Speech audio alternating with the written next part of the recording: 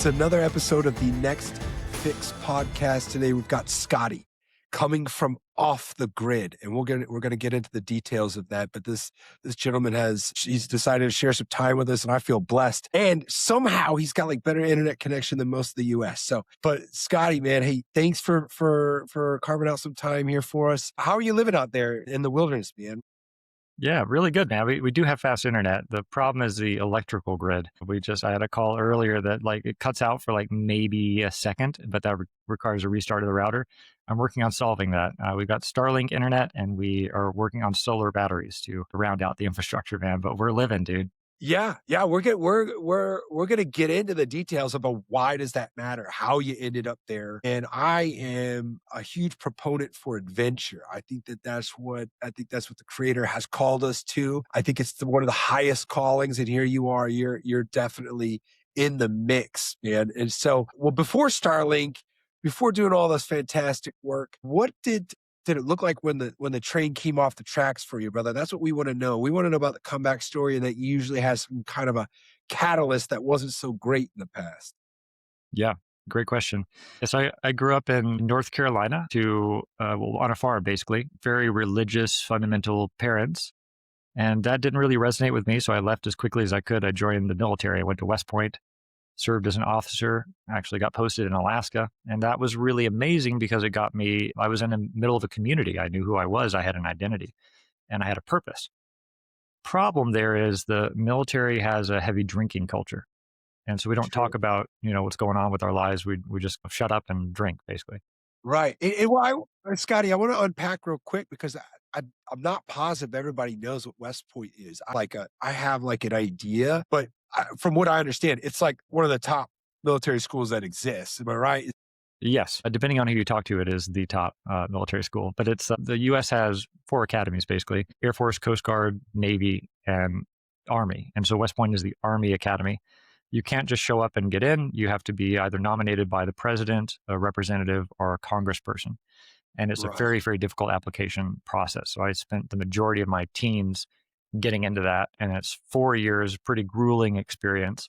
But good upside is you get your education for free, but you owe the Army 5 years of service typically afterwards. And so that was I actually really liked it, to be honest with you. It was a great experience. Yeah. Well, I mean, it speaks to you being kind of a high caliber kind of person. And so you end up in Alaska, right? And so when you said that you were in the community, you're talking about the military community, like the military community, exactly. Sure. I came from parents that told me that I couldn't associate with anyone that thought differently than I did. But then I was put in the military where you've got people of all colors, creeds, races, backgrounds, sexual orientations. It doesn't matter. And we're all wearing the same uniform and moving in the same direction. And so that started to open my eyes. But one of the beautiful things about that and why it's so difficult for many veterans to transition after is it's like a huge family. And that's really what I was missing. In fact, after this is part of the train wreck. When I started moving away from the religious background of my parents, they estranged me from the family. Okay. And so I quite literally did not have blood family. I had the Army as my family. So then I get to Alaska and I'm training for a very special role. I was going to be sent to Ranger School and very possibly Special Forces School.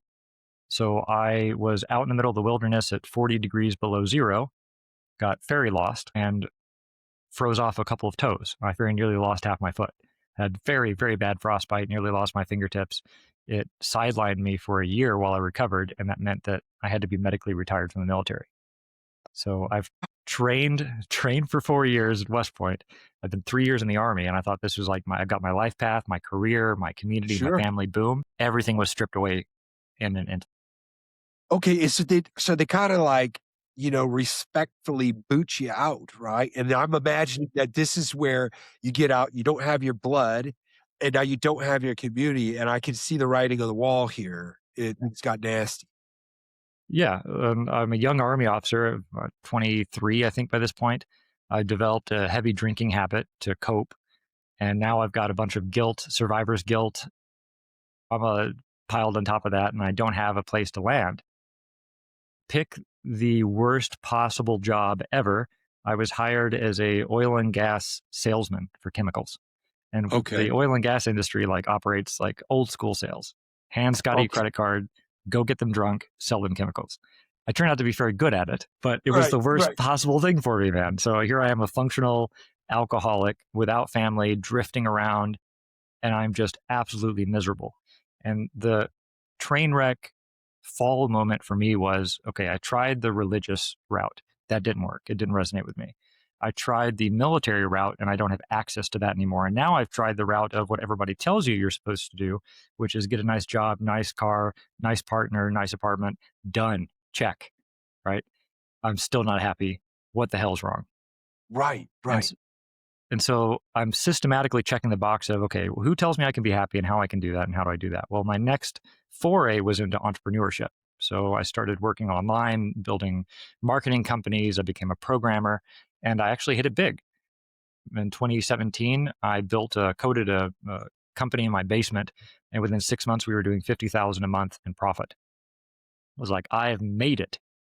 But I learned, yeah, go for it. Now were you still like you got out of the drinking and the old school sales, which I understand. It's like having Yeah, martini lunches and stuff like that, right? Like exactly. so now what did the drinking look like when you were in this basement developing this success? Yeah, I would drink in the evening. So I'd code until about like, I don't know, midnight.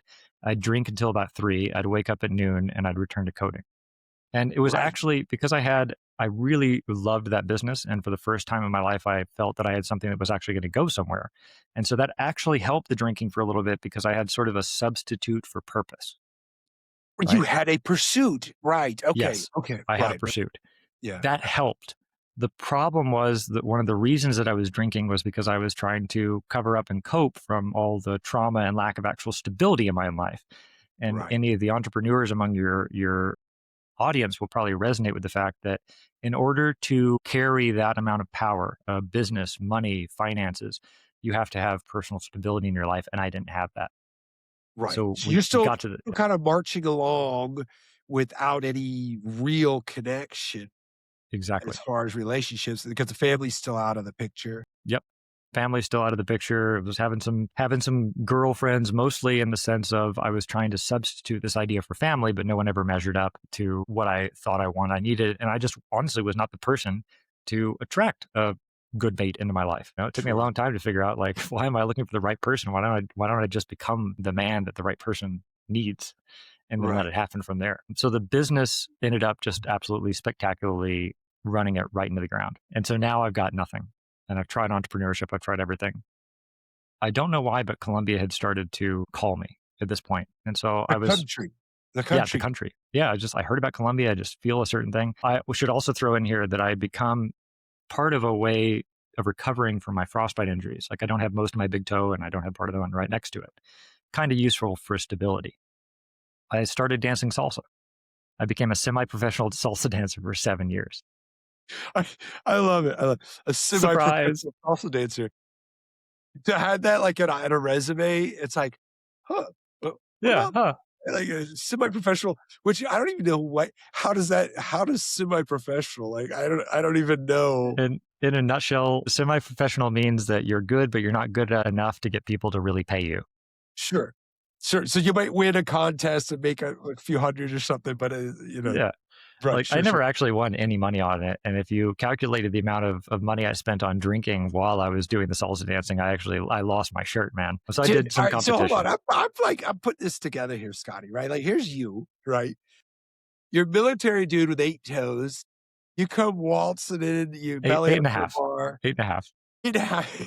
Okay, I don't wanna sell you short. I don't wanna sell you Yeah. short. Please 8 and a don't. I half don't have a toes. whole lot. 8 and a half toes, you come belly up to the bar, you whack back a couple shots, you hit the dance floor, you're like this white dude salsa dancing left and right, and so what a peculiar journey, right? And so, all right, so the toes are growing back, that's good. You're able to function because 'cause you're dancing. So that's all a good direction, but I imagine okay, so I wanna know, like, how is this alcoholism, is it just lurking in the background or got it, got it. Yeah. It was a monkey on my back that I wasn't able to quite escape because I still at this point was not able to focus on the things that I needed to stabilize about my own life. But one thing that salsa dance did for me was it exposed me to a larger community of primarily Latinos who still have embedded in their culture, no matter where they are, generally, this intense focus on family and social circles and acceptance. And so I was like, huh, I resonate with these people a lot, actually. Maybe I should go to where they're from. And so I first went to Puerto Rico. I started traveling around a bit, went to Puerto Rico to explore part of the roots of salsa, which comes, by the way, from the indigenous people. A lot of it, it's got a lot of influences African spirituality, indigenous rhythms, and a lot of the spirituality and cosmovision focused around salsa dancing. And it was actually salsa dancing that opened my spirituality in a way. Because you do these sort of moves and really connect with it at a deep level, and I was like, huh, Uh-huh. I'm feeling something here. So anyway, not to Right. go too far in that direction, but I Yeah. ended up in Puerto Rico. And then from Puerto Rico, I had some friends invite me to Medellin, Colombia. They're like, it's really great. The weather's amazing. Living is cheap. You should try it out. And I had about enough money for 2 weeks, I think, in an Airbnb and a plane flight. So I was like, all right, oh, great. I'll figure it out. I'll make it work. And I landed in Colombia. And for the first time ever, I felt a sense of home. I was like, okay, we're getting closer. We're getting closer. Now, I'm still an alcoholic at this point. I spent many years, I actually got married to an indigenous family where I'm still an alcoholic. And now I try, okay, I've tried entrepreneurship, I've tried the military, I've tried success in the corporate world. Now I'm going to try family life, right? Maybe it's a family that's going to stabilize me. The problem is alcohol, still a monkey on my back. I ended up, sure enough, depressed as hell in 2 to 3 years and was literally sitting there in an apartment in Cartagena looking out at the beach and the waves and the sunshine and didn't even want to go outside. That's And wild. that was my low point, man. That was my low Yeah. point. Now, in that, and you had touched on it before about having at one point when it had subsided, the alcoholism had subsided because you had a pursuit, right? So at this point, you're looking out into paradise, and you couldn't feel any lower. Well, I is that you have the family. Are your gears turning at this point towards anything positive, or Yeah. how does that look? Well, I'm searching for the answers here because I knew that my life was wildly out of balance and that I couldn't think of anything else that I could turn to that would make me feel better. And I was actually listening to Jordan Peterson, and it was one of his really old talks where he was talking about he's a clinical psychologist, and if he has someone that's depressed, he asks them what time they eat in the morning and what time they go to bed and what time they wake up because the circadian rhythm and diet has a great impact. And that, like, for some reason, like, clicked something really deep inside me. I said, oh my god, there's a anti-depression checklist. There's a list of things that I can do to not feel this way anymore. And so I And made a you're pact very with myself. systematic. You're very Oh systematic, yeah, right? You're a coder. yeah. About what year was this, man? And I have a reason for asking that. This was 2017, 2018. That's wild, brother, because alright, so I got sober 2019, but I wanna say 2017, 2018, I got introduced to Jordan Peterson, right? No way. And he was massive, and I know he's incredibly political these days for all kinds of reasons and all of that, but his old lectures, like his lectures, like he was Gold. telling to students, young people, and I'm still a huge fan. It was just that timing of when he kind of hit the scene, 12 Rules of Life and all of that. I also resonated highly with what he was proposing. It had a lot to do with responsibility and, those things like that. And so it's kind of wild because it was around the same time that I was being introduced to his writings and kind of like that approach. And it's not like he owns that approach, but I really felt he, as a Canadian writer and professor at the time, before what he has kind of turned into now and all of that, I just loved it. I just loved it. So that's interesting that you and I were kind of both resonating that. So you have this checklist, this depression checklist, right? So what you're like checking the boxes off of that thing, or you just went nuts with it? Yeah, well, it's like it was really simple, and I made the commitment to myself. I'll do the healthy habits that I know I need to do for a month, and after that month, if I'm still depressed, I will go in and I'll ask for medication because it's like maybe I Okay. am actually just like totally off my bonkers. And it was really simple, work out every day, meditate 5 minutes, take a walk in the sunlight, daily physical contact with somebody that I loved, and progress towards a mission. And the last one was no more alcohol. And so I went cold turkey and did that Wow. for a month. And lo and behold, wasn't depressed anymore. It didn't So solve all the problems in my life, but that was step one. sure, and you know what, man? I'm so happy that you didn't go down the prescription route because once upon a time, I was diagnosed with schizophrenia. I was diagnosed with the bipolar disorder. I was diagnosed with depression. I was on all kinds of stuff, and I have a lot of grace for the doctors because 'cause I'm half lit when they're trying to diagnose me. How Yeah, can you diagnose a guy and he's he's drunk as hell, right? I feel like some forgiveness. They didn't know and they're trying, but man, they diagnosed me with everything in the book and I was taking all that medication. But once I stopped drinking, lo and behold, to your point, I didn't have those things. I didn't have those diagnoses. And then I was like, well, I don't need this medication once I kind of cleaned up my clarity. And so you do that for a month, right? And then I'm imagining you kind of just lit on fire after that. Is that correct? kind of. It took me a couple of years still to find really what I needed to be in. Because although I had stabilized myself, I still had some very deep wounds that I was carrying: family, origin story, military separation. So I still hadn't fixed those baseline habits. And that is where plant medicine comes in. Okay, okay, okay. Now, you did mention something in there in that checklist, and it was a purposeful mission. Am I right? Yes. When you checked that box off, what was that? It was work on the business that I was working on at the moment. I was Okay, partnered with another military veteran and an entrepreneur and helping him build his business. But that wasn't like a purpose. I think it's really hard to find that purpose that lights you up and that sets you on fire. right. It's often, I think, maybe sensationalized a little bit, and people don't. It's kind of like people aren't prepared to do the work to find it, and that takes some experimentation. So I hadn't found that yet, Sure, but that sure. that came after plant medicines. Are you ready for me to dig into that a bit? Yeah, most certainly, man. Yeah, because I love this. I love this type of approach. Who introduced you to this plant medicine? Brother of mine, Jonathan, he still lives a couple blocks down the road, actually. He was a cavalry scout, also in the military. And so I Okay, was extremely resistant to anything that sounded like hippy dippy or woo woo stuff. But he was just grounded enough and a combat veteran. He's like, you should really try this, man. And so I listened to what he said. I tried it. And it, for the first time, opened my eyes to the lack of responsibility I was taking in my own life.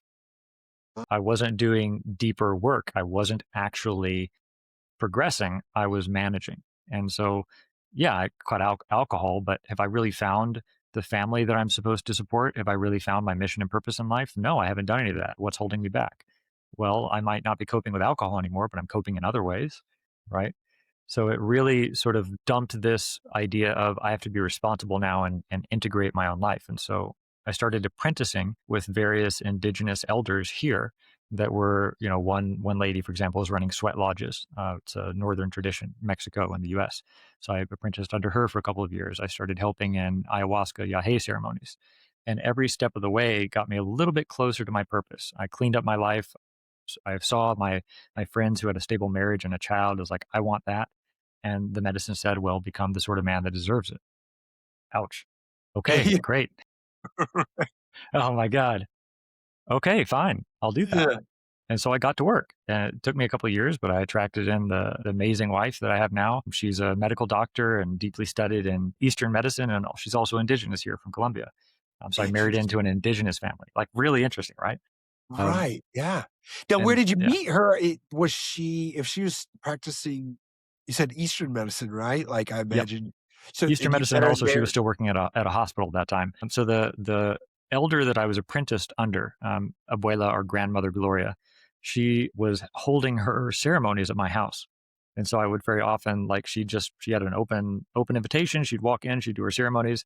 And so I came in from one ayahuasca ceremony, not slept all night, came into my own house and there was like a full blown drum building workshop in it. My future wife was sitting over there in the corner. And I just kind of sat down, like, "Hey, here's Scotty. He's the owner of the house. Hey guys, what's up?" And I just, did my thing, and that's how we met. See. Well, brother, good on you, man, for being able to like just kind of like, you know, I know you practice salsa, not waltzing, but you just kind of stroll into these scenarios, right? And you just kind of like, hey, it's a drum circle? I'm in. Like Yeah, you have a lot of courage as far as that's concerned. or it might be a little bit crazy, probably a little bit of both. But that's all right, man. I that when sometimes you hear crazy, that some I think oftentimes it's portrayed as like a negative thing, but I feel like it could be advantageous. So what plant medicine you've apprenticed under several different, like you mentioned ayahuasca, and so I guess what is your plant medicine of choice? Like what is it that really that you built maybe a regimen around? Three, yeah, well, four primarily, in no particular order, but some order. Ayahuasca, or as we call it here in Colombia, yahe. Then we would have mambe and ambil. So mambe is coca leaf that's powdered. It's dried, toasted, and powdered. It comes in a powder. This is medicine of the word. So it helps us sweeten our words and pay attention to what's coming out of our mouth. And then tobacco in two forms. Tobacco in its form of ambil, which is like a tobacco paste that's boiled down. This represents the masculine, mambe is the feminine. And those together are really medicines that help us. Like we walk with these on a daily basis. We walk with yahe or ayahuasca less frequently. But those are my primary medicines of choice. Interesting, man. Interesting. I know ayahuasca just took off like a rocket. There's a lot of players in the space now. Not all of them are genuine, but you don't strike me as the kind of person that just, gets into any kind of ayahuasca practice, right? And so has Yeah, this been something that just in case anybody doesn't know what ayahuasca is, I'll explain my probably flawed please. perception, but it's a hallucinogen, right? And then you turn it into a tea, and it's meant to be done with appropriate shamans. Like Yes. there are like specified people in indigenous communities, and I don't think I want to say it's in several South American countries, but I don't know. There might be, but anyways, it's a very intense hallucinogenic experience, Hmm. and so you're kind of under the watchful eye of somebody who's been there, understands it, does it, this shaman. So you're in good hands, and then they administer the tea. But I also have heard that it can be quite tense. So yeah, let me know, kind of like dig into maybe some of that very brief description. That's a great description. People can look up the actual chemical components, but it's a vine and a leaf. The vine has an MAO inhibitor, which is a chemical compound that allows the body to not immediately destruct DMT when it's in the bloodstream. And then the leaf has the DMT part.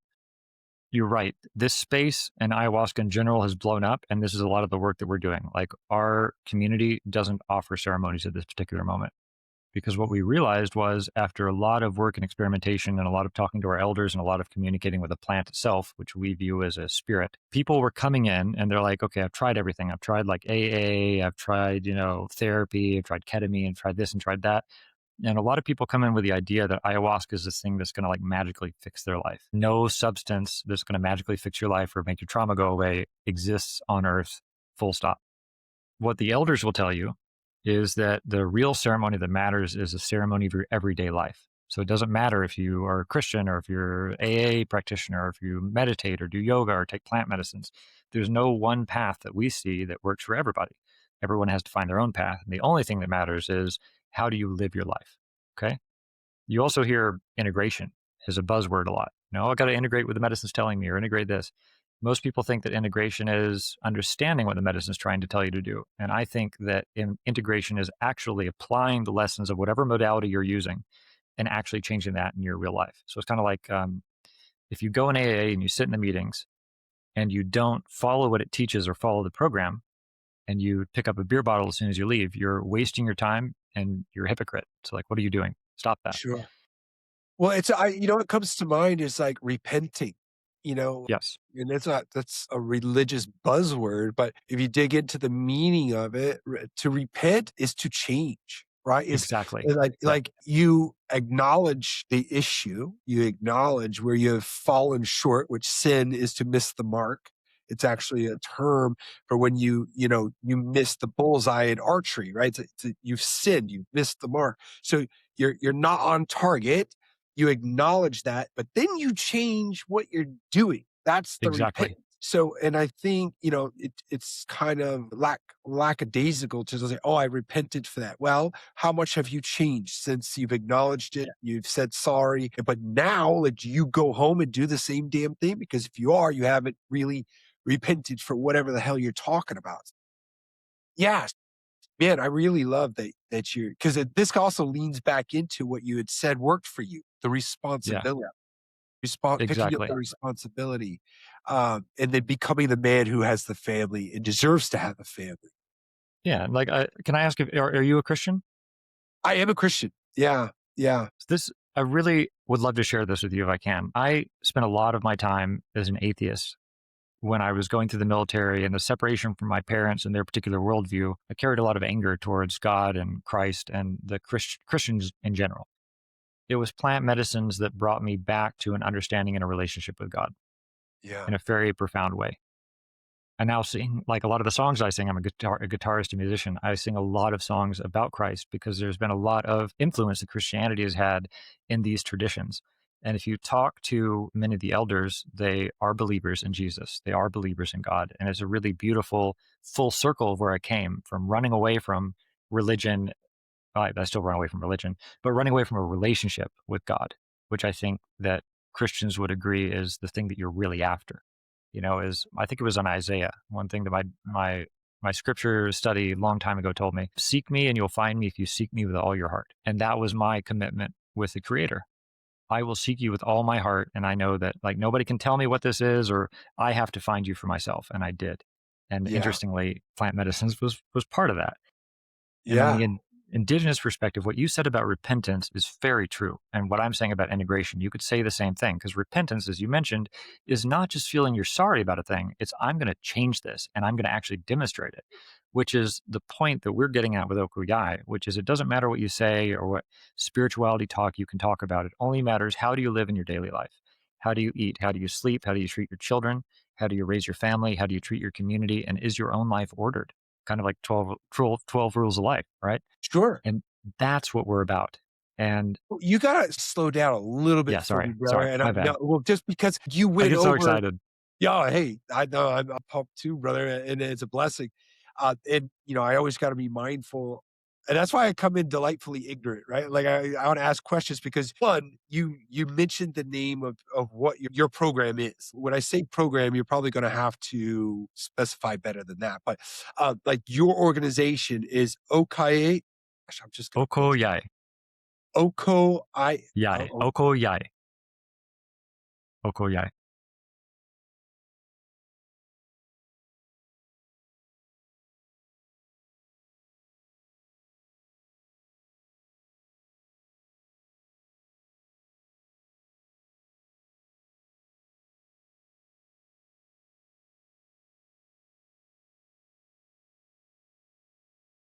It's like your daily habits, right? And that's what you work with? That's how it goes. Okay. Yeah, that's how it goes down. It's two parts. It's the best of the Western facilitators. So people come in, they're either trying to work on their life or they're trying to grow in a particular area. So we have, for example, for people that maybe alcoholics or recovering alcoholics that don't resonate with AA, we have a guy called Randall Lyons who runs a program called the Sober Shaman. You should really talk to him, by the way. Um, Okay. Yeah. fantastic dude. And so we have a addiction recovery group. We have a psychoeducational expert. We've got men's and women's circles that are going on. We do really deep exploration work within community of how can we improve our lives and apply these lessons. And then we have on the other side the indigenous elders. So just like we have Cheyenne and Blackfoot and Cherokee and Sioux, Lakota, Dakota, Nakota, etc. In the US, we have a variety of different indigenous tribes and elders here, all of whom mostly are saying the same thing: fix your own life. Yeah. So we connect both those people in an online format, or both those groups in an online format, for people to help heal in any direction they want to go. Wow. That's outstanding, man. That is Thank you, brother. outstanding. And it's a blend of these indigenous. Now, when you said, like an online format, right? So you've got these Western thought leaders, the Silver Shaman, and like, so is everybody interacting like in a Zoom room, or Yeah, how it's Google Meets. It's online. You know, and we're everybody's just hopping on? Like, yeah. if forgive me, man, and when I think about indigenous elders, I don't see them like I don't see them like with a podcast studio, like getting on. Like, how have you I imagine you are the social lubricant for all of these people kind Yeah. of meeting together.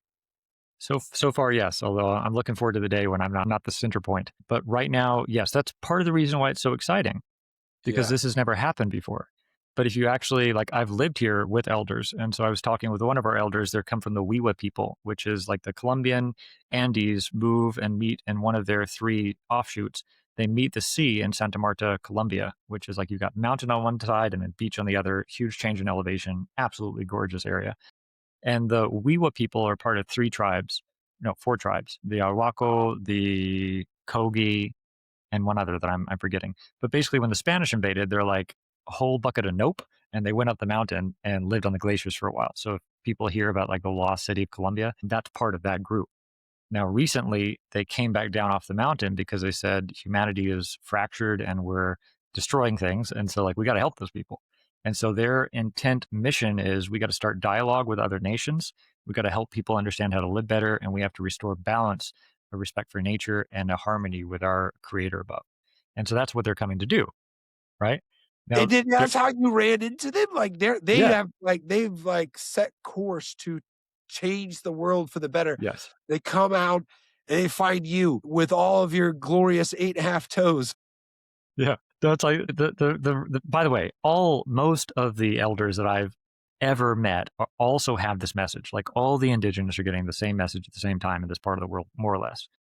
And so, well, one day I'm sitting around in my backyard and I've got a little ceremonial space, and a friend of mine that plays guitar brings over a indigenous Wiwa elder called Ade, a father Javier. You could think of him like a priest. And he comes in with his 4-year-old son in tow. He's like, "Hey, Scotty, nice to meet you. Yeah, I've heard about you. How are you doing? Great." Sits down by the fire, and he kind of like he sits around. He thinks a bit. They're nature people I mentioned, and he was like, "I would like to live here." And I was like, "Okay." Like I said, I'm a little crazy, and Whoa. before Yeah. I knew it, he had 4 of his kids there. He's a wonderful man. He had 4 of his kids there, and we lived together for about a year and a half, 2 years, where I got a really close introduction to their worldview. Yeah, so that's how I met them. Like you have to meet them with personal interaction. Like they don't like most of them don't speak Spanish very well. They speak their native language, Diamuna, which we're also working on free language courses for that, by the way. But they don't often speak Spanish, and most of them don't travel outside of their territory. So I just happened to be very lucky, or spirit brought them, or God brought them, whatever you want to say. Yeah. And so I have a firsthand experience of this and many other tribes, the Murui, Witoto people from the Amazon, the Siona, the Kofan, the Inga, like absolute gold mines of indigenous knowledge and teaching. And the teaching that comes across is very simple stuff. Like you can imagine them like parables, right? So one of the teachings that our elder Josephat was talking about literally this week was, I'm going to talk to you guys about the concept of walking barefoot. It's like, what do you mean? It's like, well, we walk barefoot. And this is a concept, a way that our people understand. If we're in the jungle and we're running around, no shoes, we could get bit by a snake or step on a thorn or step in poop, right? And it was like, oh my God, that can't happen. So we're very careful about our words and our actions and very conscious of our effect on others. And so walking without shoes means the idea of moving through the world in a very patient and observant way, to where we don't step on an ant and crush life if it's not necessary, where we move very carefully around people. It's like super, super simple in the ways that Jesus provided the parables, but a real like sense of, oh man. And so now when I go through my days, I'm like, am I walking barefoot? Am I being careful? Am I being conscious? Am I being present? And that's the sort of message that they're trying to get out to the world. In a nutshell, live well, treat people well, observe and love nature, and take what you need and not more. That's it. Really, if you can really get down to it, that's it. It's really profound and really beautiful. And it's the first time that these wonderful individuals and humans and leaders of the family have been able to interact with people around the world. Do they share, since you are kind of the conduit, like here you are in between, does it typically go well? Like, do you make sure that you vet these interactions well, or has there ever been any pushback? Like, have the elders like, hey, you know, I'm not talking to this person, or like, has there ever been any friction? Well, there's certainly friction, and it's a very heavy responsibility to be in this role. It's something that I don't take very lightly. I have to make sure that the people that are interacting with the elders are going to respect that. And so it's a huge process of training, because like Western people want to sit down and like tell me the educational course. That is not how most elders work. And so there's a lot of respect that we have to train into these people. From the elders' perspective, I'm blessed with a lot of trust from their end. And so they see the work that I'm doing and have come on board because of that, because they believe that I'm going to help them get to where they want to go, which is spreading their message to other nations. So far, so good, So but it's something that I take really, really, really carefully, because if my energy, if my intention goes in the wrong way, they would all leave.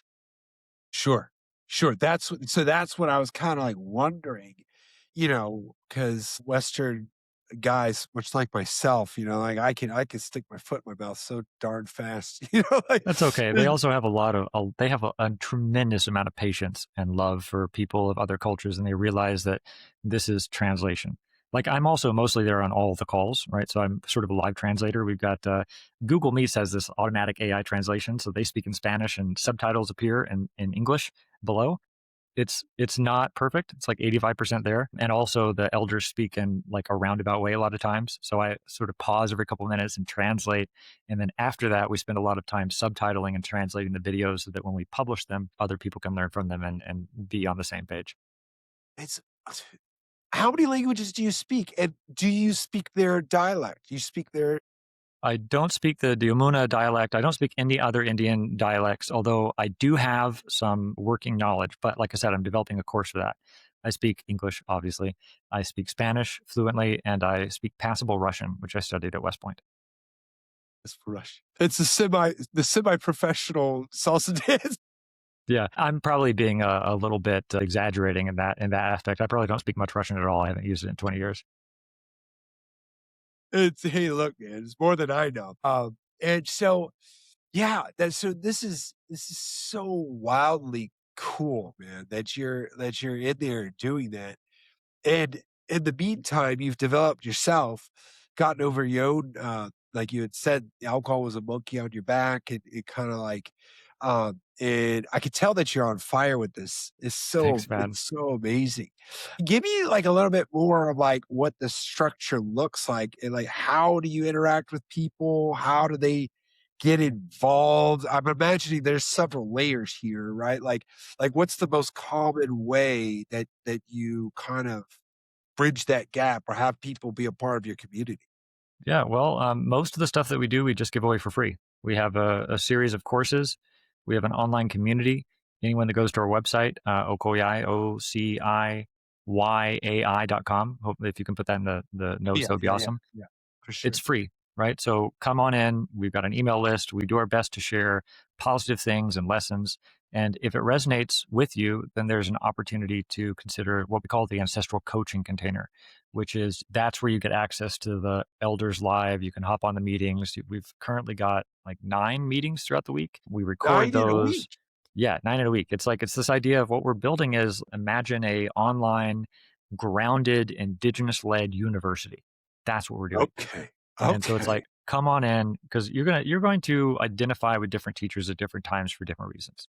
So if you're coming in, you're like, look, I need help with my alcoholism. All right, great. Let's go over here with the sober shaman. And maybe you hop on one of our indigenous elders. Some people show up to every meeting. They're like there all the time. Amazing. It's where people are at. We're meeting them where they're at. And as we expand, as we bring somebody in, for example, and they're like, I'm struggling with father wounds. Well, we bring on a father wounds expert or a men's work expert so that we can really delve deep into these things. And I would love to have Christian perspectives in here as well in the future. But we're not Yeah, against any particular religion, creed, or methodology. We are only concerned with, does what you're doing work for you? Amazing, keep on going. And wherever you come in from, whatever direction you want to go, I want to be able to support you with the right expert. That's it. right. It is so what would you say is the ideal outcome? Like, say, would it be like a well-balanced daily life? Is that like Yes. the ideal? Yeah? Yeah. Just live well, and live well is not just about what you do, it's how you feel. Am I full of energy? Am I full of life? Am I connected with a purpose? Do I understand where I am in the world and my place in it? Am I leading myself and my family and community well, or whatever that looks like for you? And we can't dictate that, right? We also can't dictate how people get there. But imagine a world like heaven, right? Or the Garden of Eden, where everybody just has what they need and are happy and like nobody's mean to each other. We don't want to get all too hippie about it, but we're very grounded. Like we have to start with ourselves. Like Jordan Peterson says, clean your own room before you try to order somebody else's. And so this is one step towards a way to clean your own room and to surround yourself with a bunch of people that are doing the same thing. It's the creation of a community, in one word, the world's first Indigenous community online. Come and learn from our elders, come and learn from our coaches, come and learn from each other. It's a circle. Share, take, receive, and give Dude, and grow. awesome, man. I mean, it's Thanks, so man. killer, dude. What an outrageous life. Yeah. It's so great, dude. It's so great. Yeah, yeah, that's so good on you for that, man. Like, what would you say to somebody that may be in one of those, like, tough moments or tough, seasons in life? That's a great question, man. I think I would say to them to imagine a life that is full of purpose and healthy and where they wake up feeling good in the morning. Because I think that sometimes, myself included, when we got to that point, we lose the perspective of what it is like and we don't even think it's possible for us, you know? So we're just kind of like stuck in this place, like, well, I'm feeling crummy and nothing ever is going to change that. And so if I could give one message or impart one thing, it would be like there is hope available and you can live well, no matter your background, no matter your current actions. As Jesus said, everyone can be redeemed. And that's the truth. Everyone can be redeemed. So anchor in on whatever version of where you want to be, even if it's a small change, and keep going. Thank you so much, man. I really thank you for this time. I really thank you for the work that you're doing. It's awesome, man. Thank you, brother. I appreciate that and receive it. Yeah. Okay. Well, this has been another episode of The Next Fix. See you on the next one.